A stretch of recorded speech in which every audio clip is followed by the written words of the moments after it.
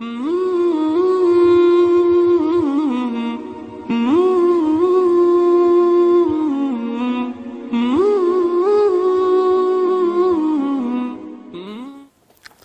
الله الرحمن الرحيم إن الحمد لله نحمده ونستعينه ونستغفره ونعوذ بالله من شرور أنفسنا ومن سيئات أعمالنا من يهده الله فلا مضل له ومن يضلل فلا هادي له وأشهد أن لا إله إلا الله وحده لا شريك له وأشهد أن محمدا عبده ورسوله يا أيها الذين آمنوا اتقوا الله حق تقاته ولا تموتن إلا وأنتم مسلمون يا أيها الناس اتقوا ربكم الذي خلقكم من نفس واحدة وخلق منها زوجها وبث منهما رجالا كثيرا ونساء واتقوا الله الذي تساءلون به والأرحام إن الله كان عليكم رقيبا يا أيها الذين آمنوا اتقوا الله وقولوا قولا سديدا يصلح لكم أعمالكم ويغفر لكم ذنوبكم ومن يطع الله ورسوله فقد فاز فوزا عظيما.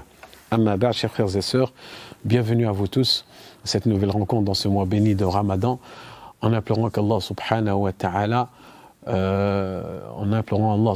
ta'ala, toujours des moments plus agréables en votre compagnie, et ce, surtout en ce mois béni, ce mois de Ramadan.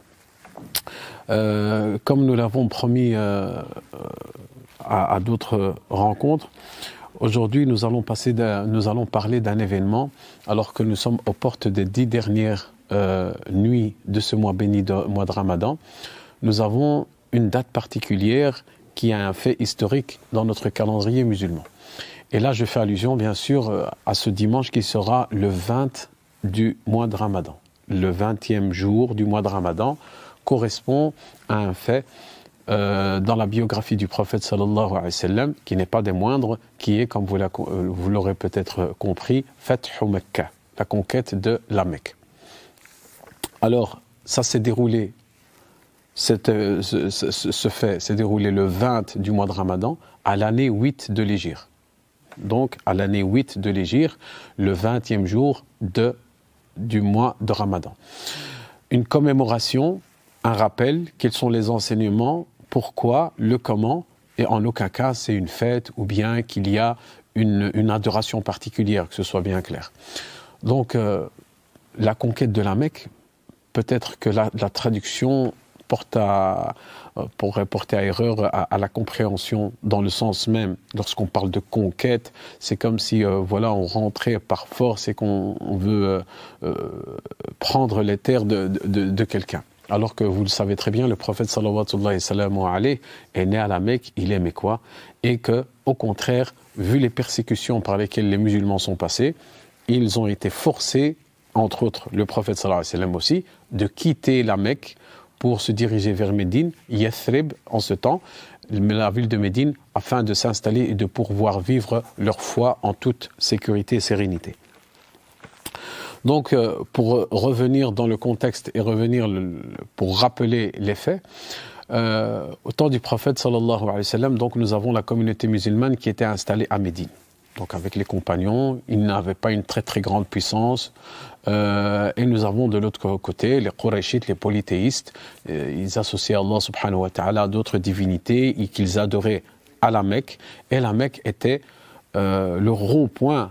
C'était la capitale de la péninsule arabique où le monde entier venait passer par là. Donc que ce soit pour les actes d'adoration, les offrandes et le commerce.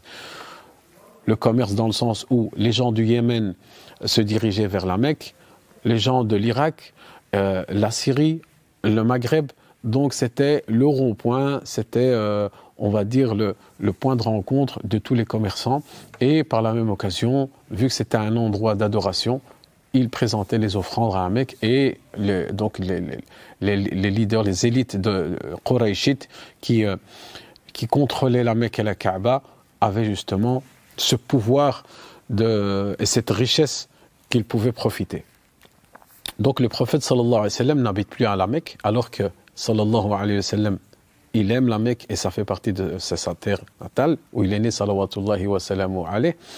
Et à travers l'histoire, pour pas trop rentrer dans les détails ici dans la biographie, dans les faits qui sont passés, c'est qu'à un moment donné, donc il y avait les musulmans et les non-musulmans, et il y avait un pacte, ce qu'on appelle le pacte de Al-Hudaybiyah. le pacte de l'Hudaybiyah, c'était un pacte qui était entre le prophète sallallahu alayhi wa sallam et les Mecquois, les Qurayshites. Et ce pacte, c'était une trêve, tout simplement une trêve pour un arrêt de guerre. Et ça, elle a été fixée à 10 ans. Donc, dans le sens, on dit pendant 10 ans, on ne se fait plus la guerre, on n'attaque plus personne, personne ne tue personne, et que celui qui désire rentrer dans la religion de Mohammed sallallahu alayhi wa sallam, dans l'islam, libre à lui, et celui qui veut rejoindre les Qurayshites, les polythéistes, libre à lui. Donc ça, c'était le pacte. Alors, qu'est-ce qui s'est passé? C'est que, à travers ce pacte-là, nous pouvons trouver dans les faits qui se sont déroulés que les Qurayshites n'ont pas respecté ce pacte. Et qu'en est-il à travers ces tribus? Donc il y avait les tribus qui étaient autour du prophète Mohammed sallallahu alayhi wa sallam. Et il y avait ce qu'on appelle la tribu de Banu Bakr. Banu Bakr, et il y avait Al-Khuza'a. Et ça, ce sont deux tribus qui, chacun de ces tribus a pris un parti. Okay? Et ce qui s'est passé, c'est que ces deux tribus-là, avant ce pacte-là, avant que l'une d'elles rentre dans l'islam, ils étaient toujours en guerre. Il y avait encore des dettes dans le sens où il y avait du sang qui coulait, et il y avait des vengeances encore et des sentences à mettre en compte, vu les injustices qui se sont passées ou bien les guerres qui se sont passées entre ces deux tribus. Mais vu que c'est le pacte de Hudaybiyah et que chacun a pris son camp, si on peut se permettre, eh bien, ils avaient cette obligation de respecter ce pacte et que, subhanallah, même avant l'islam, avant la révélation, les Arabes avaient cette habitude que lorsqu'ils avaient un engagement, une parole, un pacte, eh bien, ils avaient tout l'honneur était à eux de le respecter. Et subhanallah, on constate qu'aujourd'hui, en étant musulman, dans la communauté, parfois, avec tous les enseignements prophétiques, la personne prie, elle jeûne, et lorsqu'elle donne une parole, elle ne tient pas ses paroles. Si elle a un pacte ou bien si elle a un contrat, elle ne respecte pas celui-ci. Et subhanallah, c'est quoi qui fait tout ça? C'est l'éloignement d'Allah subhanahu wa ta'ala, la faiblesse de la foi et la perte ou bien l'absence parfois qu'Allah nous protège de la crainte d'Allah subhanahu wa ta'ala. Donc de se rappeler que, regardez, avant que le prophète sallallahu alayhi wa sallam reçut la révélation, il y avait ces valeurs.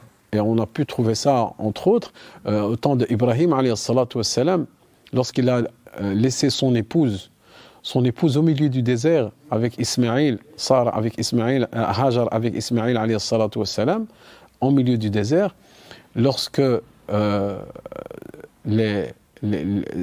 tribu passa par là pour chercher de l'eau, ils lui ont demandé l'autorisation d'utiliser l'eau, qui est l'eau de Zamzam, alors qu'elle était toute seule, elle était faible, ils auraient pu la tuer.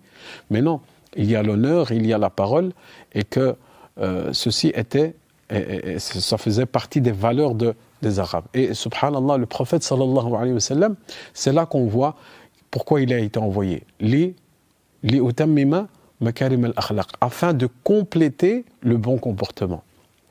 Alors ce n'est pas une phrase anodine, il faut vraiment comprendre le pourquoi quand on dit qu'il est venu compléter, parce que à l'ère pré-islamique, les gens avaient un comportement, ils avaient des valeurs, et le prophète sallallahu alayhi wa sallam, il est venu simplement certifier celle-ci et terminer tous les manquements, à ajouter tous les manquements qu'il y aurait à ce comportement. C'est pour ça que le prophète sallallahu alayhi wa sallam dit que Ja'a liyutammima makarim al-akhlaq, afin de compléter le bon comportement chez les gens. Donc nous avons dit que entre ces deux tribus, entre Banu Bakr et Khuza'a, il y avait, c'est l'appellation de ces deux tribus, qu'il y avait la guerre perpétuelle entre eux et que ce pacte de l'Hudaybiyah avait fait en sorte de calmer la situation et que, voilà, il y avait cette sorte de trêve. Mais qu'est-ce qui s'est passé? C'est que l'une des tribus a rompu ce pacte. De quelle manière? Eh bien, ils ont attaqué Khuza'a qui faisait partie des musulmans, qui faisait partie avec le prophète alayhi salatu wassalam, et ils les ont attaqués, ils les ont tués en pleine nuit. Qu'est-ce qu'ils ont fait? Et ils se sont fait aider. Ils se sont fait aider par qui? par les Qurayshites. Ils se sont fait aider par les Qurayshites, donc à travers leurs armes, à travers leur aide, et ça s'est passé durant la nuit. Et eux, qu'est-ce qu'ils se sont dit? Ils se sont dit, c'est la nuit, personne ne voit, personne n'est au courant, eh bien voilà, on va les exterminer ceux-là, on va les terminer, et personne ne va transmettre ou bien ne va apprendre que ça vient de nous. Mais il y avait des témoins. Il y avait des témoins qui ont été chez le prophète sallallahu alayhi wa sallam et lui ont averti de ce qui s'est passé, des faits, et ils ont demandé au prophète sallallahu alayhi wa sallam, Ya Rasulallah, il faut absolument que tu sauves notre honneur, que nous avons un pacte, que voilà, ils ont trahi, les Qurayshites ont trahi ce pacte de l'Hudaybiyah. Et là, le prophète sallallahu alayhi wa sallam fut en colère parce que c'est une trahison, le fait de ne pas respecter ce pacte. On a bien dit que ça s'est passé en l'année 8 de l'Hégire, salawatullahi wa salamu alayhi. Qu'est-ce que le prophète sallallahu alayhi wa sallam, il a préparé ses hommes.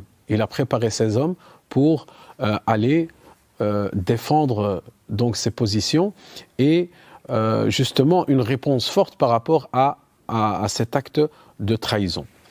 Il a rassemblé tous les hommes, plus de 10 000, masha'Allah, vous savez bien que maintenant avec toutes les tribus qui se sont rassemblées au temps du prophète sallallahu alayhi wa sallam, et peut-être là c'est aussi un enseignement, regardez que le prophète sallallahu alayhi wa sallam a utilisé cette période de sérénité et à travers ce pacte, donc avec l'ennemi, donc il n'y a aucun mal que même si c'est ton ennemi, quelqu'un qui te combat, d'avoir un traité avec lui. Et ça c'est toujours praticable même aujourd'hui. Et bien sûr, ça se fait à des échelles internationales entre les nations, à travers la phase diplomatique où des traités sont signés entre les nations. Bon, quoi qu'il en soit, il faut avoir une bonne compréhension de l'islam et que le prophète sallallahu alayhi wa sallam était aussi un diplomate avant tout.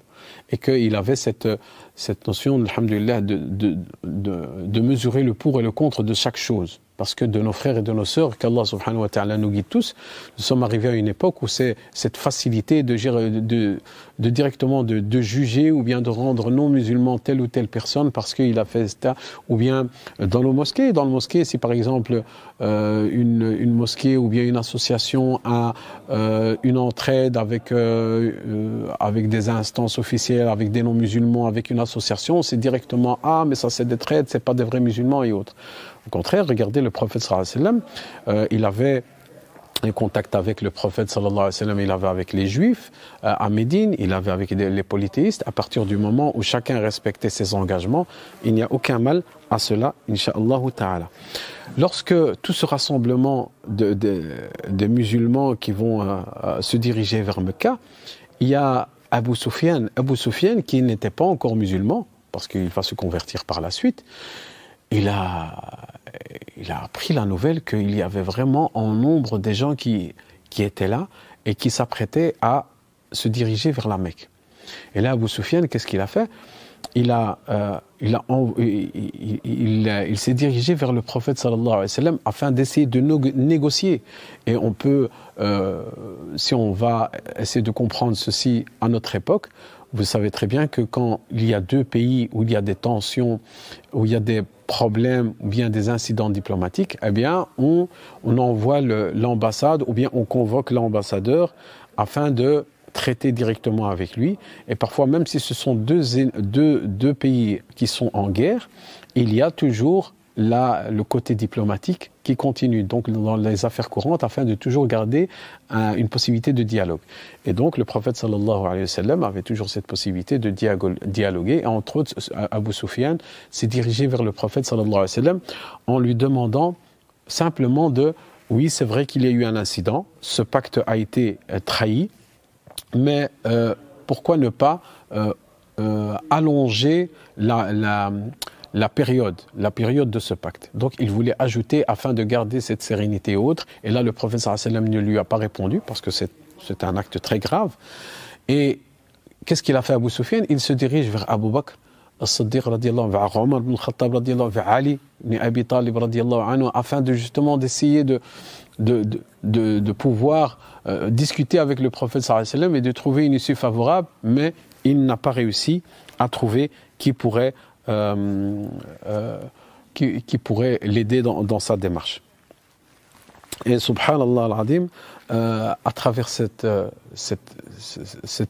essai de Abu Sufyan d'essayer de calmer les choses, c'était trop tard.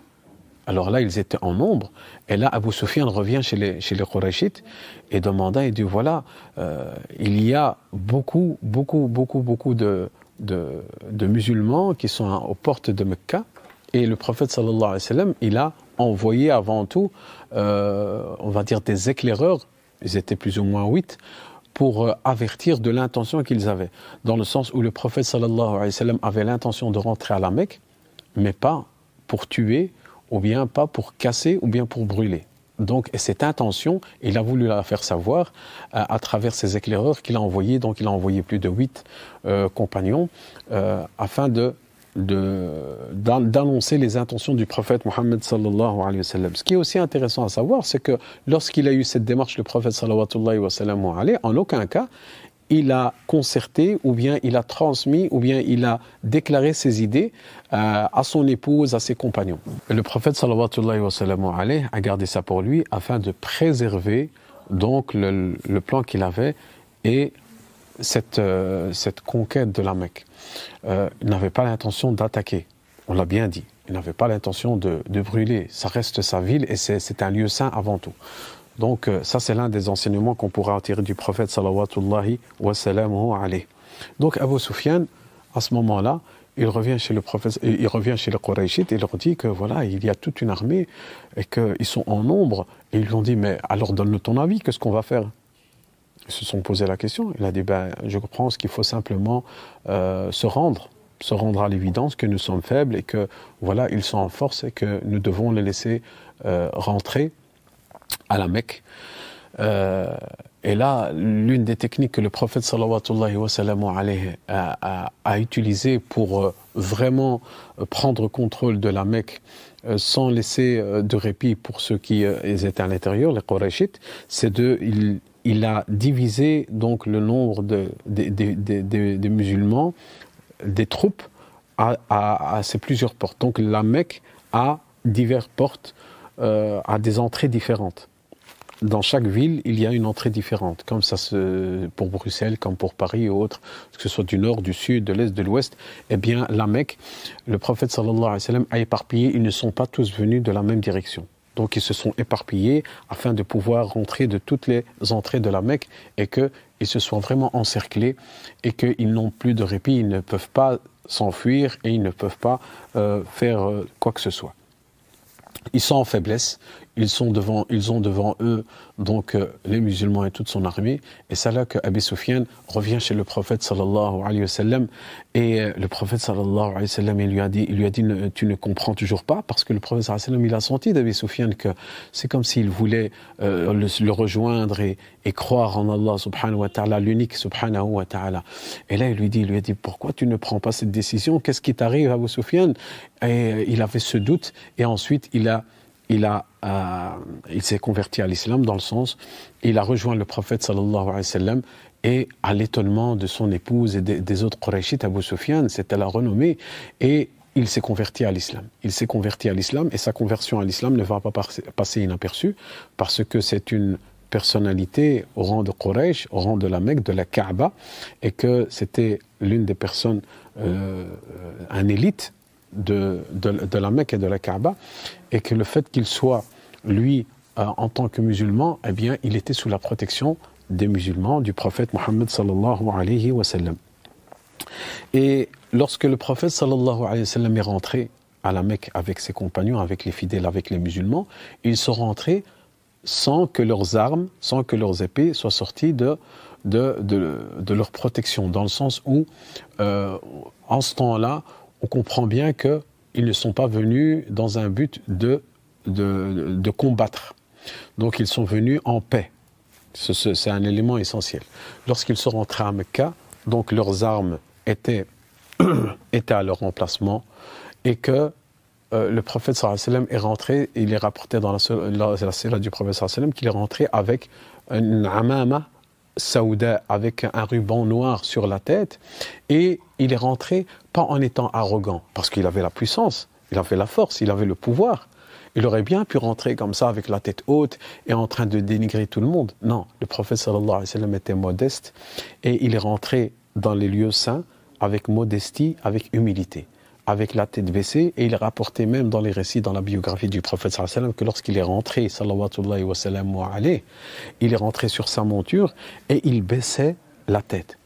Il baissait la tête au point de vue que jusqu'à un tel niveau que sa barbe était au niveau de la moitié de sa selle. Pour vous dire qu'il est rentré vraiment avec humilité et avec modestie. Et il est rentré où? Dans le meilleur endroit, donc la sainte mosquée, la Mecca. Et là, le prophète sallallahu alayhi wa sallam, lorsqu'il rentra, il annonça. Donc il y a cette annonce qui est faite aux Qurayshites, aux non-musulmans. Alors il y a cette peur, est-ce qu'ils vont nous tuer, est-ce qu'ils vont nous attaquer? Et là, qu'est-ce qui est dit? Il est dit que Man dakhala al-masjid fahuwa amin, que celui qui rentre dans la mosquée, eh bien il est en paix. Wa man dakhala dar Abi Sufyan fahuwa amin, et que celui qui rentre dans la maison d'Abi Sufyan, eh bien il est en paix. Ça veut dire là, c'est un message très fort dans le sens où Abu Sufyan est devenu musulman et qu'il est sous la protection du prophète Mohammed sallallahu alayhi wa sallam. Wa man dakhala baytahu wa aghlaqa babahu fahuwa amin, et que celui qui rentre chez lui, donc à tous les habitants de la Mecque qui sont là, rentrez chez vous et fermez la porte derrière vous, et si vous faites ça, vous serez en sécurité, on ne va pas vous attaquer. Au contraire, si vous venez et que vous voulez nous combattre, on va se défendre. Donc ça a été bien clair à ce point-là. Et là, le prophète sallallahu alayhi wa sallam est rentré de cette manière-là à Mecca. C'est pour ça que lorsqu'on dit la conquête de la Mecque, Fath Mecca, sahih, c'est une conquête mais pacifique, tout à fait pacifique. Il n'y a pas eu de rivière de sang, il n'y a pas eu de guerre, il n'y a pas eu de tués par la grâce d'Allah subhanahu wa ta'ala. Et le prophète sallallahu alayhi wa sallam lorsqu'il est rentré à Mecca, il est rentré dans la Kaaba. Il est rentré dans la Kaaba, dans la sainte mosquée, dans la structure où il y avait des centaines de statues, des divinités, que ce soit en terre, que ce soit en bois, et il les a tous cassés. Il les a tous cassés pour adorer un Dieu unique subhanahu wa ta'ala, afin de glorifier Allah subhanahu wa ta'ala et répondre à cette victoire que Allah subhanahu wa ta'ala. Et nous avons très bien dans le Saint-Coran, sourate Al-Fath et Al-Nasr aussi. On a la sourate la victoire, Idha ja'a nasrullahi wal fath wa ra'ayta an-nas yadkhuluna fi dinillahi afwaja fasabbih bihamdi rabbika wastaghfir innahu kana tawwaba. Donc le jour de la victoire, c'est celui-là.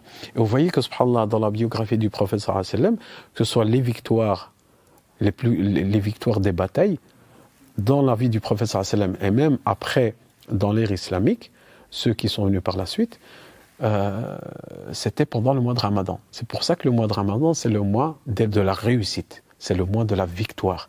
Et qu'il faut utiliser justement ce mois pour réussir contre ses propres défauts, c'est-à-dire le changement personnel, réussir dans ses projets et ne pas faire cette erreur que beaucoup de gens croient que si le Ramadan est là, bien j'arrête tout, je fais plus rien et que je vais tout rater si je fais quoi que ce soit. Au contraire, c'est le mois de la réussite et le mois du changement, et qu'il faut vraiment utiliser tous les jours de ce mois béni. Alhamdulillah, là, il nous reste encore 12 jours plus ou moins, jusqu'au 13 plus ou moins, et de se rappeler de ce fait historique, donc de demain, le 20e jour du mois de Ramadan, qui commémore donc la conquête de la Mecque. Donc, alhamdulillah, le prophète sallallahu alayhi wa sallam a repris le contrôle de la Mecque par la grâce d'Allah subhanahu wa ta'ala, et il est rentré pacifiquement, et il a pris le contrôle, et il a pu